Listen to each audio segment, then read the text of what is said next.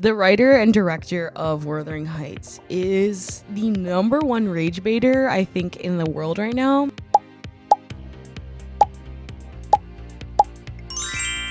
Things have been just kind of, in the world in general, really, really scary times as I'm filming this. I think like the CNN headline today is war, I don't even know if that's what they're saying anymore, continues to like ravage the Middle East. People are dying. Things are really, really scary and terrifying. And our government continues to, here we go. Israel hits a bunch of new targets, strikes new target Iranian leadership. We're closing a bunch of embassies. Lots of really, really scary, terrible things are happening. My thoughts are with anyone affected in any way. I hate that we continue to live in a world where governments make these really crazy decisions and then civilians and innocent people lose their lives time and time again. I saw a comment earlier. It's like stupid and there's nothing funny about any of this. Like all of the World War III comments and jokes and stuff are not funny, but it was like, what if presidents just 1v1'd instead of like killing hundreds, thousands, oftentimes maybe we can get into millions of innocent civilians' lives. But of course, citizens and poor people are always going to die at the hands of evil, rich governments and leaders. So I'm sending all my love and my light to anybody that's watching this and affected at all. I hope things get better. I really hope that they do. Y'all got to vote in those midterms coming up in November. Okay, we got to vote. We got to call your local representatives. We're so back. Skye seminar is in session. Hi, hello. Missed you guys so much. I had a Kit Kat for breakfast. This mic is hot right now. That's the type of day that I'm having. I have so much I have to say. Harry Styles Runner's World cover just came out. I'm popping a picture in here. That's insane. His PR team is so innovative in an industry where it's so hard to have any slightly original ideas. There's just a lot going on. I have a lot of makeup on. Right after I film this, I'm going to work. I'm working an event. I'm going to meet Steve Carell. There's a lot happening. But I had to connect with my girls. I want to say thanks so much because as I'm filming this yesterday, I posted the first episode. I posted all over my socials about it. I kind of told everybody that's outside of my like immediate circle about it. And you guys just made me feel so loved and welcomed and encouraged, which is really nice. It was really scary. Like I had been sitting on the episode and on all my posts for days and just getting the courage to kind of hit that post button really was scary, but I'm so excited, and after I did it, I felt so good, and I'm so glad that I did, and I'm so grateful for any kind words, anybody who's watching this, anybody who continues to support, liking, commenting, subscribing, doing all the things. I just love you guys to death, and that was the best feeling ever, and I'm so excited to keep doing this. So, there's so much I have to get into this episode. I want to talk about movies a lot. We're going to talk about Wuthering Heights, for better or mostly for worse. I'm sorry, Emerald. We're going to start the week with a quote. I've been thinking a lot about the poem Still I Rise by Maya Angelou. Iconic poem. If you don't know, where have you been? This poem, I think it came out in 1978. Maya is like one of the most iconic Black American female poets. And this poem is just basically about resilience and being a baddie and especially being, I think, when I read it, at least, obviously all art's up for interpretation, but for me, it's like the lens of her being a Black woman is so specific in this. And there's a section, I remember hearing this for the first time when I was in 9th grade in high school, I think, and it was one of my teachers that I loved that read it out loud, and the way that she delivered it was everything. And so you have to read the whole poem. It's not that long. It's iconic. But my favorite section is she says, "Does my sexiness upset you? Does it come as a surprise that I dance like I've got diamonds at the meeting of my thighs? Out of the huts of history's shame, I rise. Up from a past that's rooted in pain, I rise. I'm a black ocean, leaping and wide, welling and swelling, I bear in the tide." Oh, that's so good. The fact that she's like a plus size Black woman, like I'm a black ocean, leaping and wide. Baby, I felt that. And does it upset you? Does my sexiness upset you? Does it come as a surprise that I dance like I've got diamonds at the meeting of my thighs? Because that's so representative of my lived experience and of so many women, of so many Black people, people of color, etc. That your existence and your confidence in yourself or your like joy in yourself, etc., just you having a good time, being resilient, being proud, upsets people. It pisses people off that we exist. But how beautiful is that? How powerful is that? As Beyonce said, you know you're that bitch when you cause all this conversation. Yeah. And that is the lived experience of being a Black woman. So shout out to Maya, R.I.P. to the ultimate diva. And then we're going to go into our star of the week. I need to shout out T.S. Madison this week. T.S. Madison, if you guys don't know, I mean, you do. that's the thing. People, if you don't recognize the name T.S. Madison, you know her face. You know so many of her moments. She's the one that said, I felt Puerto Rican with this hair. And then, bitty bitty bum. So many iconic moments. In Beyonce's song Cozy, she samples T.S. when it's like, I'm beige, fluorescent beige, bitch, I'm black, bend down. Yeah, you get it. I don't need to go. I was about to give y'all performance there for a second. She's just so legendary and iconic and has the most amazing career arc and like backstory and history. And I've always loved T.S. She's also a new, I'm pretty sure like regular judge on Drag Race, like on the panel. And she adds so much to the show. And I've been like a passive fan of hers for so long, but I recently have been listening to her podcast called The Outlaws, I believe, with T.S. Madison. Yes, it's called Outlaws with T.S. Madison. And there's not a podcast that I can recommend enough to anybody. T.S. is a black trans woman. She is hilarious. The things that she has gone through in her life that she shares, she's so vulnerable on the pod. She has guests on, and she creates a space where the guests can also tap into that vulnerability. And her episodes range so much from like, I have never laughed harder at moments where I'm like literally crying and they're just like riffing off each other, and it's so funny, to having the most in-depth therapeutic conversations where like they're crying and like, I'm crying and like, it just a lot, and like it's so much encouragement and inspiration and advice from not only TS but from all these guests that she has on, who some of my favorites, the ones that like made the episodes I listened to where I was like, I need to talk about this on my pod, are Bob the Drag Queen's episode. If you're watching for the first time, please watch the episode.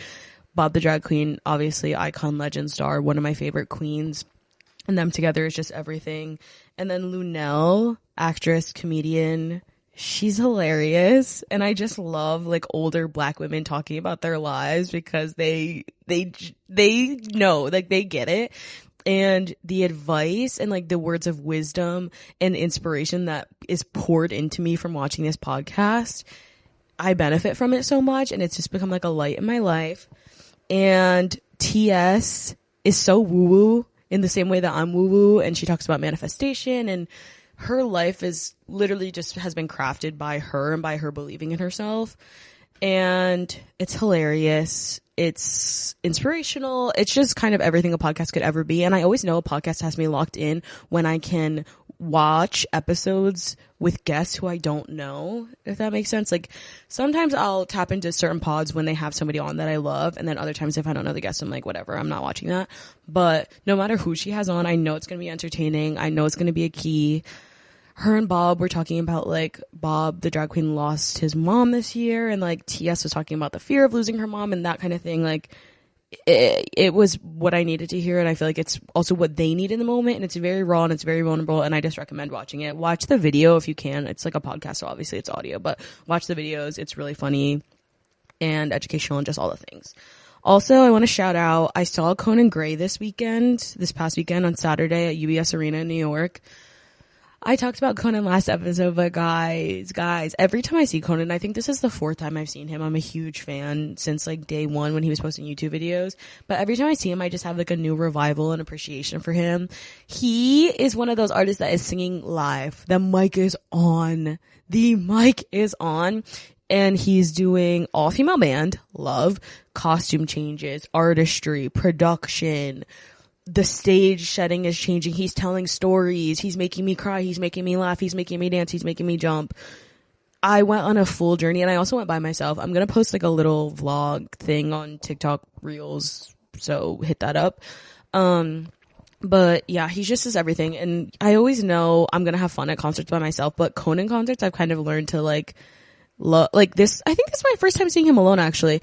It was like one of the best experiences because I was so in myself and just focused on my experiences. I love going with my friends and having fun, of course, but it was so like intimate in that moment. Also, I waited until last minute, got a last minute ticket, lower bowl, $69. Hello. That is what I needed in that moment and in this economy. He's everything. Listen to Wishbone. This tour that I just saw is the Wishbone tour. I can't recommend the album enough, specifically the songs My World, Connell, and oh gosh, honestly the whole album. Actor, Carmel, those are the ones that come to mind off the top of my head right now. I cried during Connell. I was trying to like hold in my tears so I didn't sobble my makeup off the whole show, and I was tearing up. Oh, Class Clown also, that's a song. Okay, sorry, we lost the light, but we're back. I was talking about Conan, and yeah, his concert was just amazing, and you guys should listen to him. He's so beautiful also, and it breaks my heart to hear him sing about men that break his heart on that stage, because I just look at him and like, oh, he's so stunning. And in a different world, if he was interested in women, he would be demonic. Like, I love him to death, but to look like that, you can treat people like garbage probably and get away with it. And if he was a straight man, he probably would. But obviously, because Conan is interested in other men, he's somehow the one that's getting dog walked, which, men, one day you will pay for your crimes. I promise you that. I promise you that. Okay? Okay, now, stab of the week to counteract star of the week. I kind of mentioned two things. I'm going to have two things that are pissing me off this week. One is people not going to the movies. And if you're watching this and you don't go to the movies, if you don't hit up those theaters, now you know you're wrong for that. Movies are so important, guys. Going to the cinema, going to the theater, sitting with other people in that community audience sense is so important for the human experience. I am a film major. I'm a film minor. I just lied. I'm a film minor. Right now I feel like I'm a film major because I'm taking all of my classes. Like, this is my senior year and I've basically taken all my classes this year. So I'm taking mostly film classes. And in my classes, when we're learning of like the history of film and how when like moving pictures were created, how like beneficial it was for community and like lived experiences and like just audiences finding like a common ground with each other, and like even like the invention of the television, how technologically everybody thought that was going to be a game changer and it was going to be so good for us and it was going to make us so smart and it was going to bring us together and all these things. And kind of at the beginning it was, and now it's just morphed into something completely different and has obviously probably harmed us more than it's helped us in many ways with like TVs and computers and the internet and everything it's spiraled into. But I think the movie theater is such a pure experience that still preserves some of that like first optimism about technological advancements, storytelling, and you can just get everything out of a movie. A movie can change your life. A movie can change the world. And so many people are not watching movies at all, which, hey, watch a movie. It's not like a crime to watch a movie on a streaming service or at home or whatever. But if you can see a movie in the theater, go see a movie in the theater, because lots of people are just not going to the movie theaters. Trixie Mattel, I love you so much. I'm calling you in, not calling you out. I'm calling you in. On the podcast this week, she was talking about how like she just hates going to the movies, and they are very expensive. I will say, like, I get that, but the reason why they're so expensive is because it's like a failing industry and they have to make money. And so many movies theaters are closing, like especially locally owned ones, independently owned ones all over. And it's just really sad because that experience is one, like the best way for personal enjoyment. It's the best way to experience a movie. Going to see a comedy and it's like a packed theater and everyone's laughing together, best feeling. Going to see like a drama and everyone's crying together, like gasping together, or a horror movie. Going to see a horror movie in the theater, like Weapons, for example, and everyone's like laughing at some parts and like screaming at other parts and like at other parts and like, or like cringing and like experiencing that full body moment. It brings people together and it's like a feeling of togetherness that I don't feel anywhere else but the movies. And then also you're visually seeing it in like the best form. Like you're in the movie, you get to really like go into that world versus watching it on like a tiny screen at home. And I think it's just an important industry that I'm really passionate about preserving. And I encourage you guys, get AMC A-List, get Regal's equivalent. I'm sorry, I'm an A-lister. I don't know what Regal does, but I know they have something similar. It's so worth it. You can go see 1 million movies a week. You guys know the drill. This isn't sponsored, obviously. AMC, hey, for watching this, please. Like, I literally work for y'all because the way that I convince everybody in my life to go to the movies is insane. But please go. It's really sad. It's one of those things that I think so many people who don't go now and don't appreciate it, if it's ever lost, I don't want to say when because I'm trying to keep them theaters alive, but if it's ever lost, it's something that people are going to be like, damn, wait, we miss it. We miss it. And you should go, especially for somebody who's like, I'm a film major. I do this, I do that. I love film. I love TV. And then I ask you if you've seen any movie in the theater within the past couple months and you tell me no, I'm going to look at you like this. Because you gotta go. You gotta go. You gotta watch. We have to support people. Especially for someone who's passionate about, like, representation or different categories. Like, if there's a movie in the theaters, if you're, like, for example, if you're gay and you're watching this, and you're posting your infographics about representation in media, but there's a gay movie in the theaters and you're not going to see it, or you're an ally and you're not going to see it, are you really an ally? If you're harping on about how you want to see black women in media, and then there's a movie that's directed, written, starred in, produced by a black woman, and you're not going to see it, like, we have to support each other. You have to spend your money on things that matter. And it's also a good experience for you. It's not like you're just donating something. You get to go and watch an amazing piece of cinema, and you get to experience something. You get to experience another world. I also this is a really side note, because I'm going to keep in all my flubs and all of my like I was going to say gerbers, whatever word salad comes out of my mouth, I'm going to keep it in. I recently have been reading a lot about how like doom scrolling and all of the things that we do as like Gen Z people have rotted our brains, are rotting our brains. And it's really scary, and I'm trying to do better for myself. I think we should all do better. And people are linking it to dementia. Hello. I've been feeling a little bit of that. Not dementia, but like memory loss, messing up my words, stuttering, whatever. It's scary. We all got to work on it. Look into it, read into it. Also, the other thing, and I'm going to be quick on this because it doesn't deserve that much airtime. Men should not comment on women's bodies ever in any situation, especially when it's in a romantic way. I'm watching Love is Blind this season. I believe is season 10. It's kind of one of the most entertaining ones in a while, I would say, because the show was really great at first, then it kind of fell off. Whatever, I'm watching it. There's so much I could say about it, but one of the things that happened this season, and this is kind of a spoiler, I won't say any names, but there was a man they were a couple like on the show that I really thought were going to make it to the end at first. Like I kind of got good vibes from him, which you can never say that about these love shows. Okay. Just know that a man's always going to disappoint you, or at least 99.9% of the time. And I kind of like thought they were going to work. I thought they were really into each other. And then he started to get like a weird vibe. And then very quickly after sits her down and is like, yeah, I don't know if this is going to work. Like, I just don't know if the physical attraction's there. I'm just not sexually attracted to you. And she's like, wait, what? Like, well, hello. And then he goes on to say, and I'm going to put a picture of, I said I'm not going to say names, but I'm actually going to put a picture of the girl here. He says that the reason why he's not sexually attracted to her is because he's used to dating women who work out a lot. He goes on to continue to add to it and say women who usually do Pilates every day, This woman, I mean, with him saying that, you would think that she's like very big and unfit, which it wouldn't matter if even if she was, don't comment on women's bodies. Like you could simply say like, I'm not into this, or like, it's not working. Like you don't need to give details that are going to hurt people, especially women, when like we all know how much psychologically goes on with women and their relationship to their bodies. But to say this about this woman, so you want her to be a bodybuilder, I think. Or like you want her to be emaciated.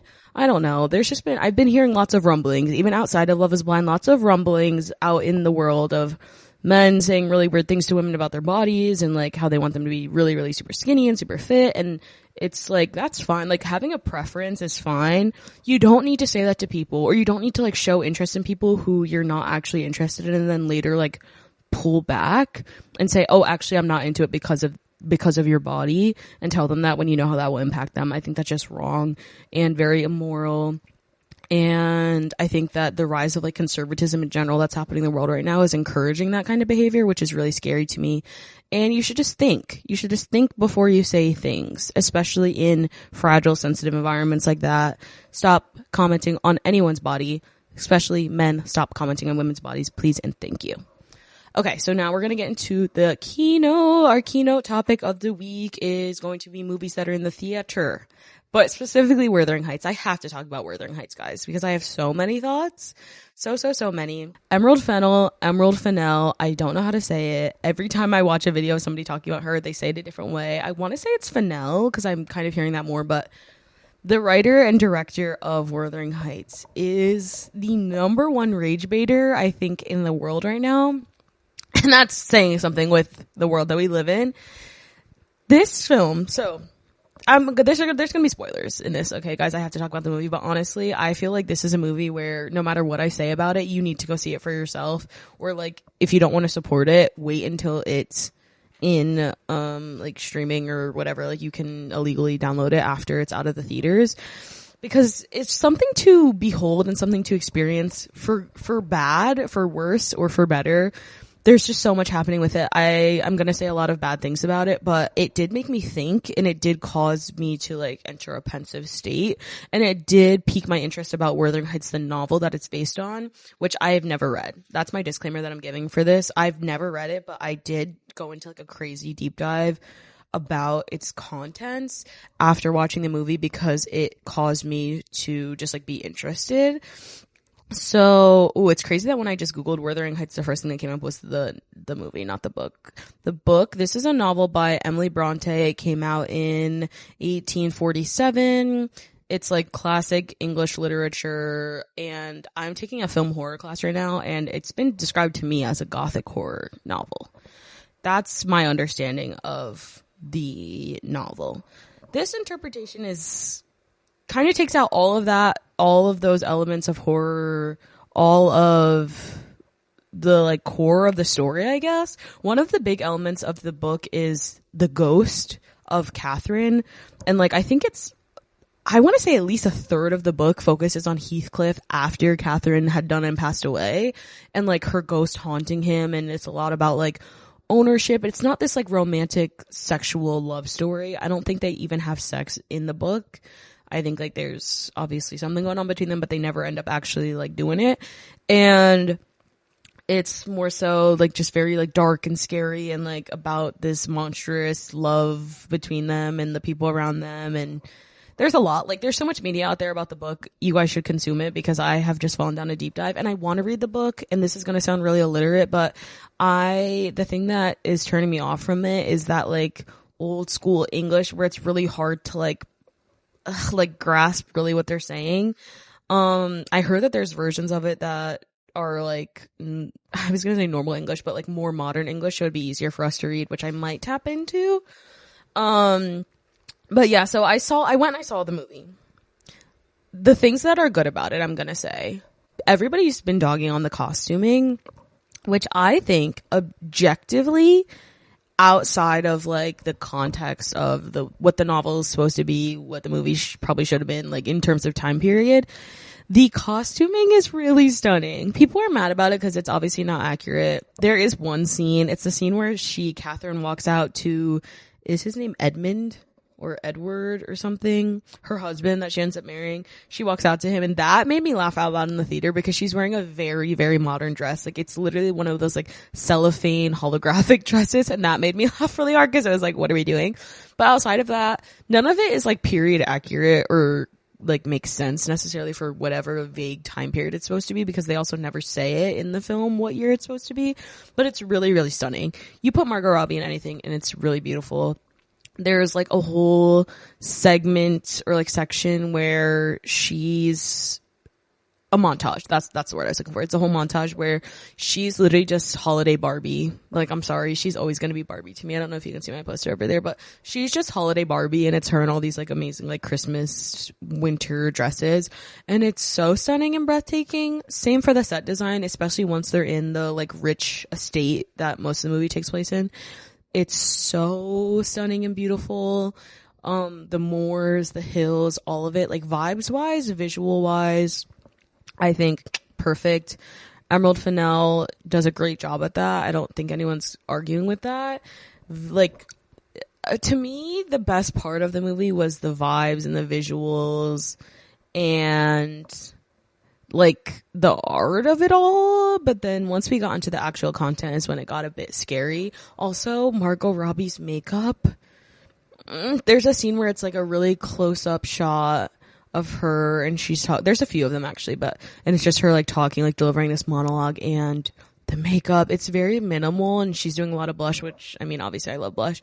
It's like very blushy, and you can see her skin, and she doesn't have lashes on. It's just like mascara, and she looks so beautiful, and like it's clean girl, but like with a little something, and it's just perfect.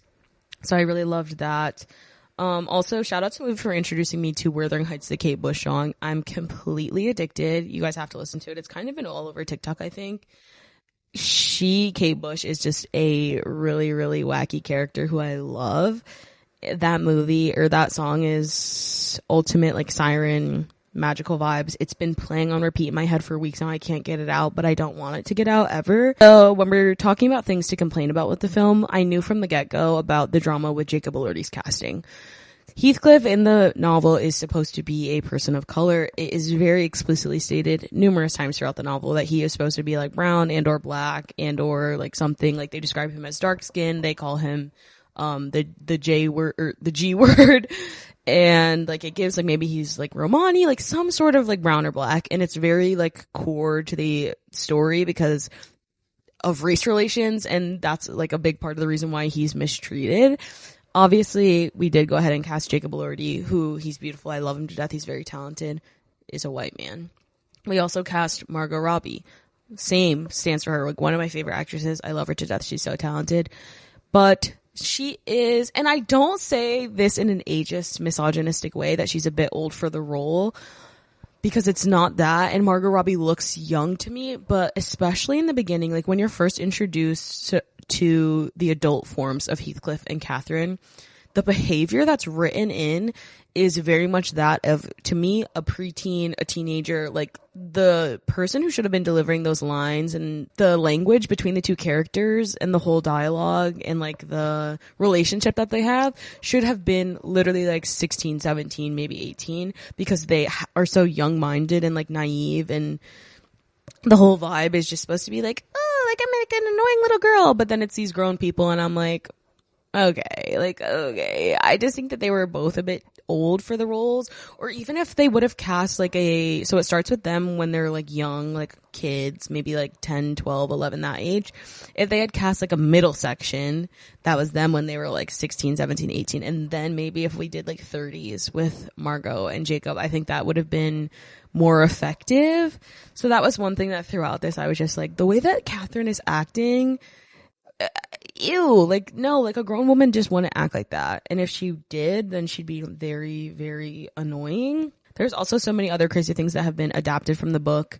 Isabella, which in the film, or Isabel, I think it's Isabella, in the film, watching it, I was like, I left being like, I'm rooting for her, she's an icon, she's a legend. Like I felt so bad for her in the first like 2/3 of the movie, I mean throughout the whole thing, but like she's just like, representation matters for being an awkward, weird, neurodivergent girl. And I just was really rocking with her. And then I found out in a novel that she is literally like a victim of Heathcliff. Whereas in the film, she is this like hyper-sexualized, submissive character. Like she's very into Heathcliff and his like debauchery that they get up to. And she kind of like is encouraging it. But in the novel, she is abused by Heathcliff. He kills her dog.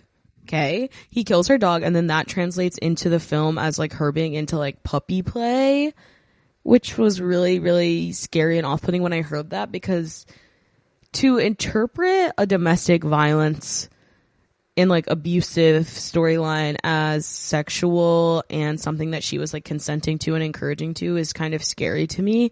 So I didn't appreciate that. I thought that was like, I couldn't believe that they let her do that. I can't believe that that ended up in the final cut. And also there's just like some main characters that kind of got cut and consolidated. So in the novel, Catherine's dad is good to Heathcliff, but her older brother is the one who really mistreats him. And then the dad dies and the brother like takes it out on Heathcliff, and that's when he really makes him like a servant. I'm obviously paraphrasing, kind of generalizing, but then like he really takes it out on him, and Heathcliff's mission for the rest of it is to enact revenge on the brother. But they kind of merged the two into one. And then also there's in the novel like a huge plot line that is kind of focused around Catherine's ghost and then their children. So like the next generation, like Heathcliff's children and Catherine's children, that obviously don't exist in the movie, which I feel like, I mean, if that's essential to the original story, if you're going to do an adaptation, like maybe you should stay true to what kind of was like the main parts that were going on in the original, I guess. And I just wasn't moved by their love story. I'm sorry. I cry at everything. I'm usually like very easily emotionally influenced by media. And at the end, when so many people were talking about crying after Catherine had passed away, like I just kind of didn't care. Also, I want to add, I saw the movie twice because the first time sent me into a spiral of learning all this information. Then once I learned it, I was like, I want to see it again through the lens that I now have. I gave it a 2.5 on Letterboxd. This was my reviews both times. I'll pop them in the screen here. So I went a second time, but it wasn't because I loved it. It's because I wanted to talk about it on here, honestly. And I have so many thoughts and I wanted to expand on them. I just didn't feel like there was enough time with the characters for me to build that love for them and to like care about their love that much. I just wasn't sold on it. I don't know exactly what it was, like what could have changed it, because it was a long movie. It wasn't like it was a short movie. So there's not more time for it. But I just didn't buy that. I just thought they were in lust. Like I didn't see it as love. And maybe it's because I don't really like when it's like a childhood to adult thing. Like to me, they were kind of raised as like siblings.